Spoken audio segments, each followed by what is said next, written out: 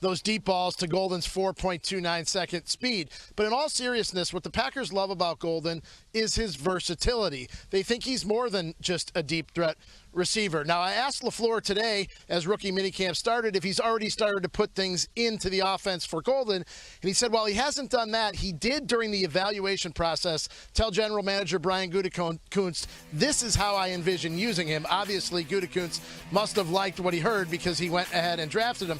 But LaFleur said one other thing. He goes, I know that there's going to be something positive that pops up that we're going to see that we didn't see on tape that we'll be able to use with Golden.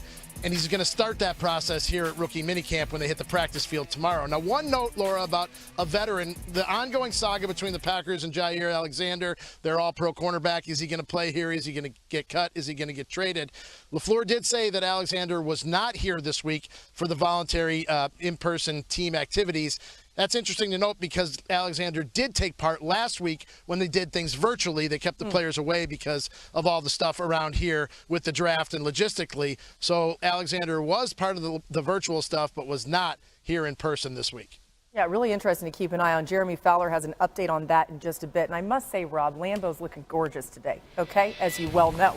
All right, the Packers have done their best to put solid pass catchers around Jordan Love over the last 4 drafts. They've taken 7 pass catchers in the first 3 rounds, 5 wide receivers and 2 tight ends. However, Matthew Golden is the first receiver they've drafted in the first round since 2002, and it's the first time they've taken 2 wide receivers in the first 3 rounds in the common draft era.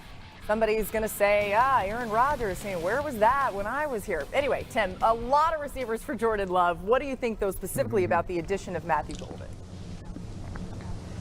I think it's great, because he's super talented. I mean, just watch even the highlights that we were playing there. You see his speed, and I do think he's, more versatile, as Rob Domofsky was, kind of referring in terms of the optimism, in Green Bay of what type of player he can be. And I would say, I actually think Green Bay has had a pretty good receiving core, especially when you factor in, their tight ends and the way that they've played. And so, to me, it really wasn't this glaring area of need, other than to say some of these young, productive wide receivers that they've had, they've been injured. And so because of that, I think, getting a dynamic player who's young, kind of build, into the room, I think should be really exciting for Packers fans. And so, look, they did that, but they also did other things. They still, addressed the offensive line in the 2nd and 7th round. Like, there are other things that they need to do, but I do believe the continuity in Green Bay and what they're building around Jordan Love, look, I think gives you a lot of optimism for how they're going to fare in the division.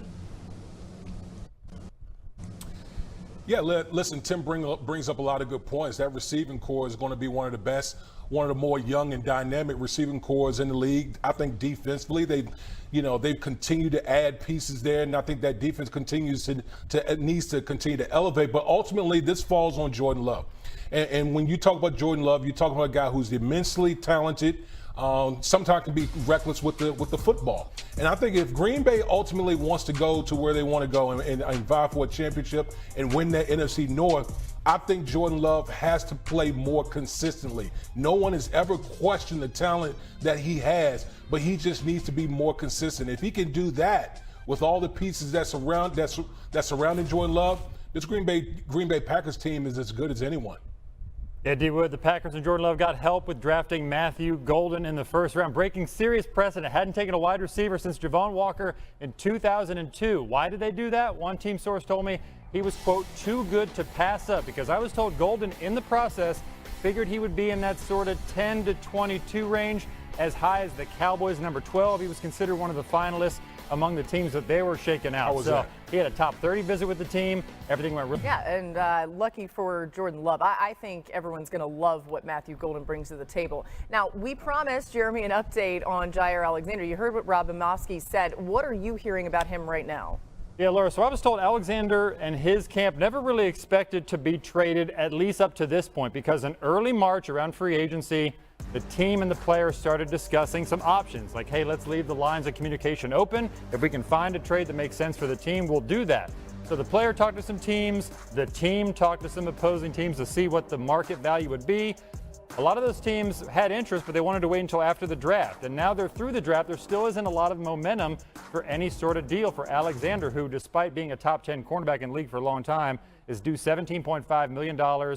Durability is a major issue. So the common sense here might just be that both sides can talk about a new reworked package maybe. Yeah. Perhaps the Packers can get some salary cap help, get that number down a little bit if Alexander would be willing to do that.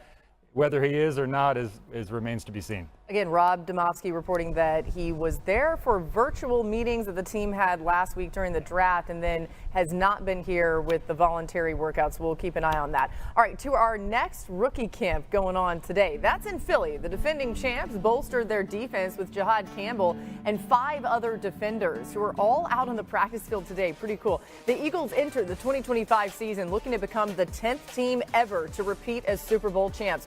Overall, there have been 16 instances of a team returning to the Super Bowl the season after winning it. The Eagles will have to get back there without their offensive coordinator from last season, of course, Kellen Moore. Damian, Howie Roseman keeps rebuilding the Eagles team in the draft. Is that enough, though, for them to repeat? Because they have lost a lot of guys, too, in free agency and otherwise. Yeah, listen, some of those guys have graduated from the program, but the one thing that Howie Roseman has always done is a master at restocking. Sometimes with Howie Roseman, he's zigging while everyone is zagging. So he goes out here in the first round, he gets Jihad Campbell, the linebacker out of Alabama, and you're talking about, a guy who's just, ultra athletic, fast, comes downhill, and then all the other picks that they added on the defensive side of the football. So, yes, while they've lost some players on the defensive side, but they continue to restock and retool. And the one thing about this Philadelphia Eagles team, they're strong in all the right places that you need to win football games. They're strong in the trenches. They got elite players on the perimeter, and obviously we know the Super Bowl MVP in Jalen Hurts. So, this organization from the top down is one of the elite franchises, and they're going to be one of the front runners in 2025. Deal with the retooling by taking young, talented players on defense. You mentioned Campbell. They now have at least 7 starters on the defensive side of the ball on rookie contracts. And Campbell was just great value. He is a luxury at that point, number 31 or 32 overall, falling to them essentially. I talked to several teams that saw him as a top 10 overall talent in the entire draft. It was essentially a durability issue. How long can he play based on the various injuries he's had? He's got a shoulder issue that could cost him some time. The Eagles figure, hey, if he misses time, it's going to be great for us. That is all good. But Howie Roseman is breaking precedent here. The Eagles had not drafted a true linebacker since 1979 in the first round. They had never done it, didn't prioritize the position, typically didn't pay those players a lot. Now Zach Bond got paid, Jihad Campbell in the first round. So they are clearly trusting Vic Fangio after his Super Bowl performance to develop young players at positions he cares about, like linebacker. That was Jihad Campbell, by the way, on the screen, who you just saw wearing number 30. Tim, there's so many ways that it can go wrong for teams, right? We know how hard it is.